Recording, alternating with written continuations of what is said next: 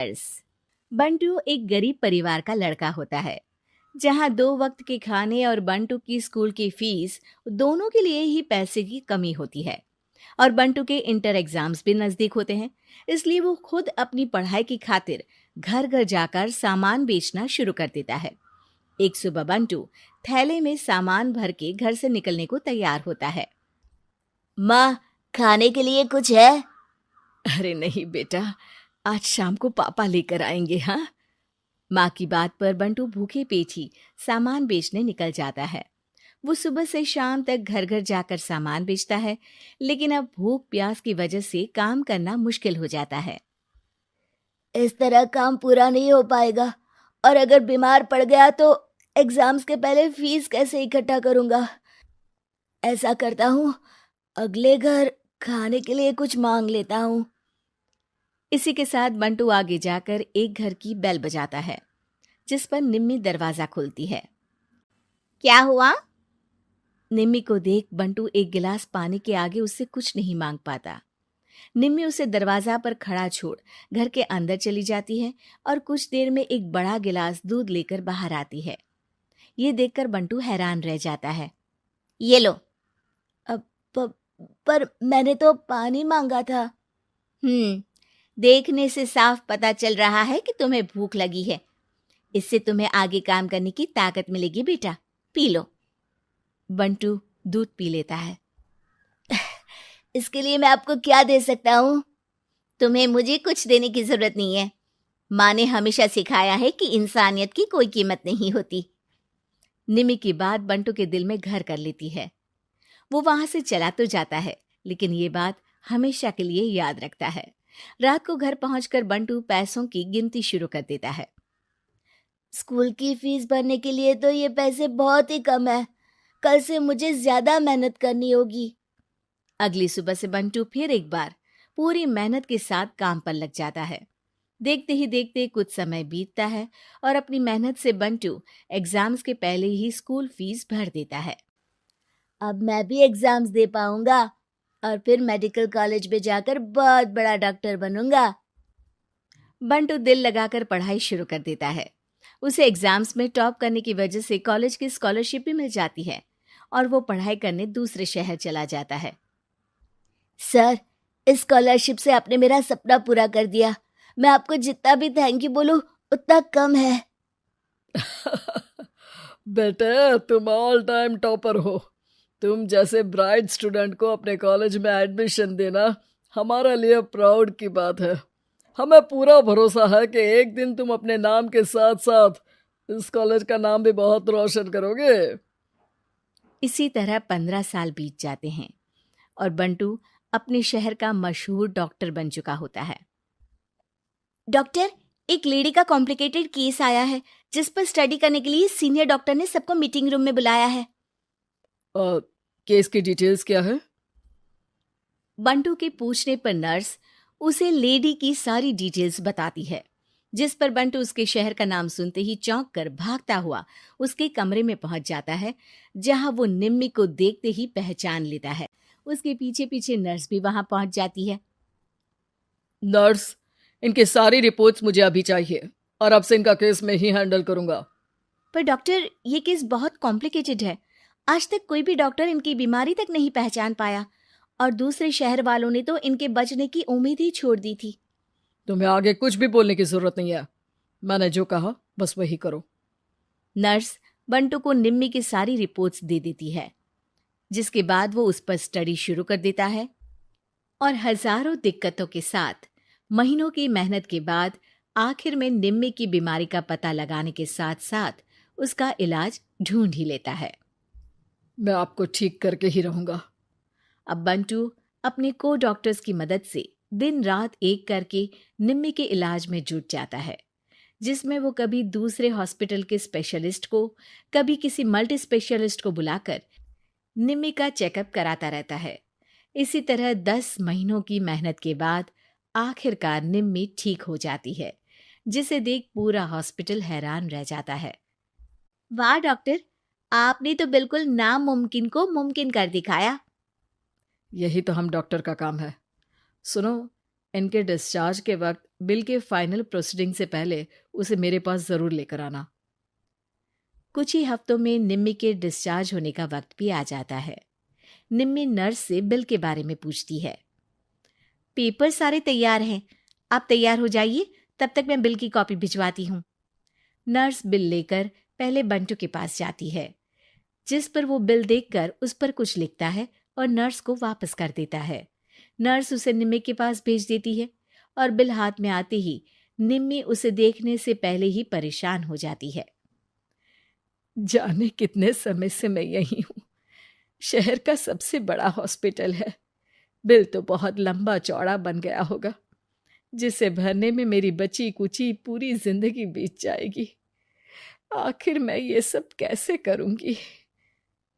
डरते घबराते निम्मी बिल खोलती है तो उसकी नजर बिल के आखिर में लिखे एक नोट पर पड़ती है, जिस पर लिखा होता है, 1 गिलास दूध ने बिल पूरा कर दिया। और उसी के नीचे बंटू के सिग्नेचर भी होते हैं। ये पढ़कर निम्मी की आंखों से खुशी के आंसू बहने लगते हैं और भगवान का शुक्रिया अदा करके वो वहां से चली जाती है। इतना भी नहीं कि बहू घर आए और सास गर्भवती दिख जाए। देखो मीरा, माँ का पूरा ख्याल रखना है, उनसे अब काम नहीं होता है। क्यों, क्या हो गया है? तुम्हारी माँ तो हट्टी कट्टी दिख रही है, पूरी शादी में घोड़ी की तरह नाची है, अब क्यों काम नहीं होता उनसे? वो माँ प्रेग्नेंट है ना, बच्चा होने वाला है। मैं कभी भी भाई बन जाऊंगा इस साल के अंत तक। क्या बोल रहे हो? वो सर पर हाथ रखकर बैठ जाती है। यार, पहले क्यों नहीं बताया? कैसा मजाक है ये? झूठ बोल रहे हो ना? हाँ, झूठ बोल रहे हो ना? तभी ससुर की आवाज आती है। बहू, पानी गरम कर दे, तेरी सास को दवाई देनी है। समय पर दवाई ना दी तो परेशानी हो जाएगी। और हाँ, जरा काजू पीस कर दूध में मिलाकर ले आना। तेरी सास खुद से तो अपनी संभाल करेगी नहीं। हे भगवान, ये मैं क्या सुन रही हूँ? ये ससुर जी को क्या हो गया है? मैं क्या सोच कर आई थी? हाय रे, मैं तो किसी को मुंह भी नहीं दिखा पाऊंगी। अब ये रोना धोना बाद में करना, पहले गर्म पानी कर दो, माँ को दवाई देनी होगी। और हाँ, रात को माँ के पैरों में तेल लगा देना। बहू को गुस्सा आ जाता है। वो बड़बड़ करती किचन में जाती है, जहाँ उसका ससुर खड़ा होता है। एक बड़ी जिम्मेदारी है हम सबके सर ऊपर। इस उम्र में माँ बनना खतरे से खाली नहीं होता। हाँ हाँ, पता है, तो क्यों बन गई माँ? अरे खतरे से कम नहीं है तो क्या जरूरत थी लल्ला पैदा करने की? कैसी बात कर रही हो बहू? क्या तुम खुश नहीं कि घर में एक नया मेहमान आएगा, छोटे छोटे पैरों से पूरे घर में घूमेगा? पिताजी, ये हाथ जोड़े आपके, आप यहाँ से जाओ। ये शायरी बाद में बताना, अभी मैं पानी गरम करके थर्मस में दे देती हूँ। सारा दिन पिलाते रहो गरम पानी। और हाँ, ये बच्ची की बात बार बार मुझसे कोई नहीं करेगा। बहू का पारा अब चढ़ा ही रहता था। वो काम तो सारा करती, लेकिन किलस किलस कर। मीरा सारे काम से फुर्सत पाकर बैठी होती है कि माँ का फोन आ जाता है। बेटा, बहुत बड़ी जिम्मेदारी है तेरे सर पर, अच्छे से निभाना। ससुराल में हर किसी को खुश रखना वैसे तो मुश्किल है, लेकिन भगवान ही हिम्मत देता है बहू को हर कुछ सहकर सबको खुश रखने की। क्या बड़बड़ किए जा रही हो माँ? जानती भी हो कि यहाँ क्या चल रहा है? मेरी सास, अरे तेरी सास तो देवी है देवी। कितने खुश हो रहे थे सारे तेरी सूरत देख देख कर। पता नहीं, जैसे बहू नहीं कोई मन मांगी मुराद मिल गई हो उन लोगों को। अरे बात तो पूरी सुनो। मन मांगी बुरा तो पूरी हुई है। अरे मेरी सास को बच्चा होने वाला है, प्रेग्नेंट है वो। क्या बकवास कर रही है मीरा? ये बात किसी को कहना मत। मुझे तो बता दिया, लेकिन अब अपनी जबान सिल ले। कहाँ है तेरी सास? बात तो करा मेरी। पूछू जरा, पोता पोती खिलाने की उम्र में खुद का बच्चा खिलाने का शौक कहाँ से आ गया? और आया भी तो बताना तो चाहिए था। अब क्या नाक कटाने के लिए हम लोगों से रिश्ता जोड़ा है? रुक, तेरे पापा से बात करती हूँ। मीरा फोन रखकर लेट जाती है। वो एक सपना देखती है कि उसकी गोद में एक बच्चा खेल रहा है। भाभी की गोद में कितना खुश दिख रहा है ना, लग ही नहीं रहा कि भाभी है। मैं तेरे लिए क्या लाया हूँ, सोने की बालियाँ। तेरी शादी में तो मैं बुढ़ा हो जाऊंगा ना। अरे कैसी बात कर रहा है बेटा, इसकी जिम्मेदारी तो तू ही लेगा। हम लोगों का तो कोई भरोसा नहीं, कब ऊपर वाला उठा ले। बहू को सास को देख देख कर गुस्सा आ रहा था। तभी वहाँ पड़ोसन आ जाती है। अरे बहू, तुझसे तो पूछने से भी डर लगता है कि कब खुशखबरी सुना रही है।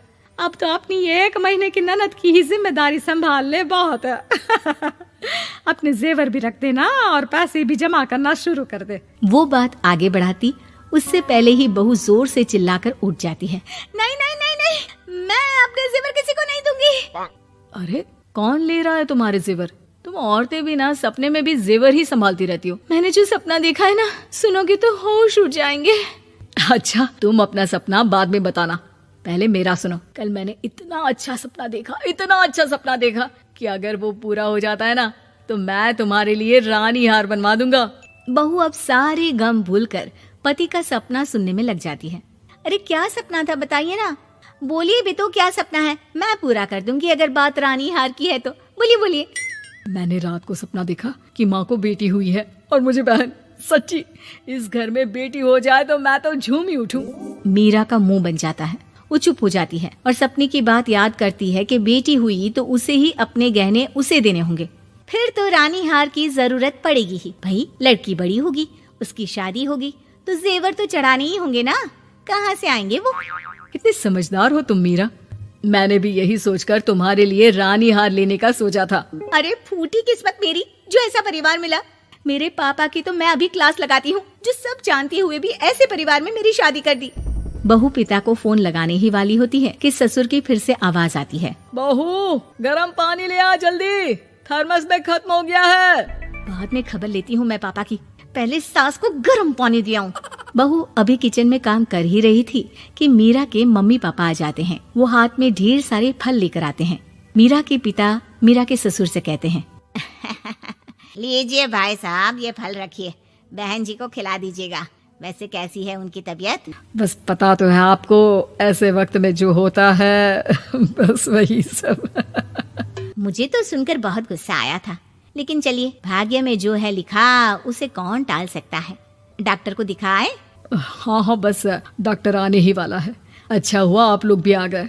उतने में एक सुंदर सी लेडी डॉक्टर आती है। पेशेंट कौन है आप? अरे नहीं जी, मैं तो बहू हूँ इस घर की। मैं तो अभी सोच भी नहीं सकती पोता या पोती के बारे में।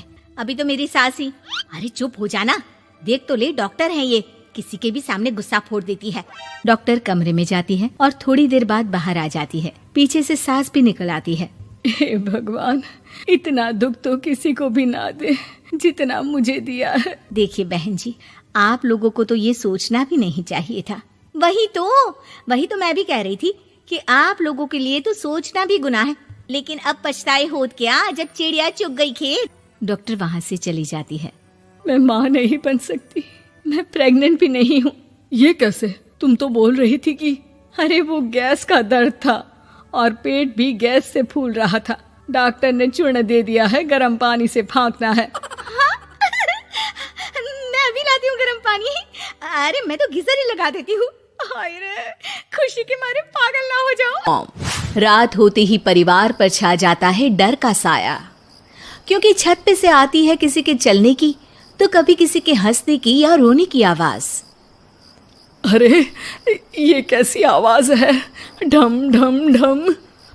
सुनो, चुपचाप चद्दर ओढ़ कर सो जाओ। तुम्हें डर नहीं लग रहा क्या? लग तो रहा है, पर तुम्हारे खर्राटे की आवाज से तो कम डरावनी आवाज ही है ना। मैं बहू और आदित्य को उठाती हूँ। अरे इतनी रात को उन्हें उठाना ठीक नहीं रहेगा, तो छोटू को उठा देती हूँ। अरे छोटू अभी छोटू है, उसको मत डराओ। अरे कॉलेज जाने लगा है, इतना छोटा भी नहीं है। देखिए जी, मुझे तो लगता है कि हमें हवन करवा लेना चाहिए। कब तक हम इस डर में जिएंगे? अगली सुबह घर में काम वाली दीदी नहीं आती।